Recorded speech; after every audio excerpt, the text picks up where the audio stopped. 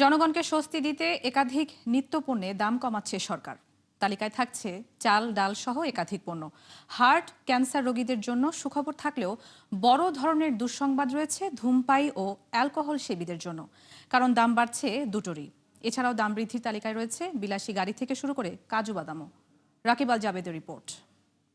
সদস্যবৃন্দ, কঠিন অর্থনৈতিক সংকটের সময় জনগণকে খানিকটা স্বস্তি দিতে বহু নিত্যপণ্যের দাম কমানোর ঘোষণা দিয়েছে নতুন সরকার। এ লক্ষ্যে মূল্যস্ফীতি আর অর্থনৈতিক চাপের বোঝার বিষয়টি রাখা হয়েছে মাথায়। সরকার দেশের প্রতিটি ব্যক্তি ও পরিবারের জীবনযাত্রার মান উন্নতির লক্ষ্যে নিত্য প্রয়োজনীয় 7টি পণ্যের উপর উৎসে কর হ্রাসের একটি বড় জনমুখী পদক্ষেপ গ্রহণ করেছে। তাই প্রস্তাবিত বাজেটে চাল, গম, আলু, মশলা সহ 7টি নিত্যপণ্যে থাকা উৎসে কর কমিয়ে 0.5% নির্ধারণ করেছে সরকার। ইলেকট্রিক গাড়ি রেজিস্ট্রেশনে আগাম আয়কর 2 লাখ টাকা থেকে কমিয়ে সর্বোচ্চ 1 লাখ টাকা নির্ধারণ করা হয়েছে। এছাড়াও কর রেয়াত সুবিধা পাচ্ছে স্থানীয়ভাবে ইলেকট্রিক গাড়ি ও ই-বাইক উৎপাদন শিল্প। এছাড়া computer, printer, portable automatic data processing machine, flash memory ও কম্পিউটার মনিটর আমদানিতে বিদ্যমান 5% অগ্রিম কর কমিয়ে 2% নামিয়ে আনছে সরকার। পাশাপাশি কমে আসবে নিত্য ব্যবহার্য ফ্রিজ ও এসির দরও। বিকাশকে ত্বরান্বিত করার লক্ষ্যে কম্পিউটারের যন্ত্রাংশ, অন্যান্য ডিজিটাল ডিভাইস উৎপাদনের জন্য উপকরণ আমদানিতে বিদ্যমান শুল্ক ও কর অব্যাহতি সুবিধা আগামী 30 জুন 2030 পর্যন্ত বর্ধিত করার প্রস্তাব করছি। সরকার যখন কফি, মশলা, খেজুর ও স্বর্ণের দাম কমানোর চিন্তা করছে, তখন পিছিয়ে নেই বাদ্যযন্ত্র।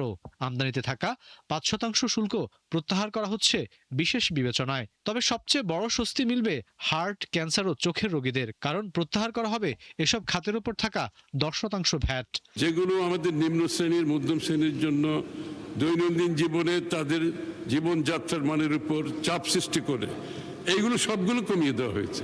বিরাট রাজস্ব লক্ষ্য আদায়ে কেবল ছাড় নয়, বেশ কিছু পণ্যে দাম বাড়ানোর সিদ্ধান্ত নিতে হয়েছে বিএনপি সরকারকে। এ যেমন সিগারেটের ফিল্টার তৈরির কাঁচামালে 300 ও নিকোটিনে 350% সম্পূরক শুল্ক আরোপ করা হচ্ছে নতুন করে। এছাড়াও দেশি মদের উপর লিটার প্রতি গুনতে হবে অতিরিক্ত 500 টাকা বেশি, যার পুরোটাই কেটে নিবে ভ্যাট হিসাবে। বিলাসবহুল গাড়ি নিবন্ধন ও নবায়নে 1.5 লাখ টাকা বাড়ছে অগ্রিম আয়কর। কাজু বাদাম আমদানিতে থাকা 5% শুল্ক বেড়ে হচ্ছে সর্বোচ্চ 25%। এছাড়া হিমায়িত আমদানিকৃত মাছের উপর 15% মূসক আরোপ করছে নতুন সরকার। এদিকে রড ও নির্মাণ সামগ্রী, মাইল্ড স্টিল, এমএস রড সহ সংশ্লিষ্ট পণ্যের উৎপাদন পর্যায়ে কর ও ভ্যাট প্রায় 10% বাড়ানোর সিদ্ধান্ত নেওয়া হয়েছে। রাজস্ব জিডিপি অনুপাত নিম্ন পর্যায়ে রয়ে গেছে। এবারের বাজেটে 150 সিসির উপরে থাকা মোটরসাইকেলের জন্য বাধ্যতামূলক করা হচ্ছে টিআইএনও। রাকিব আল জাবেদ, 71, ঢাকা।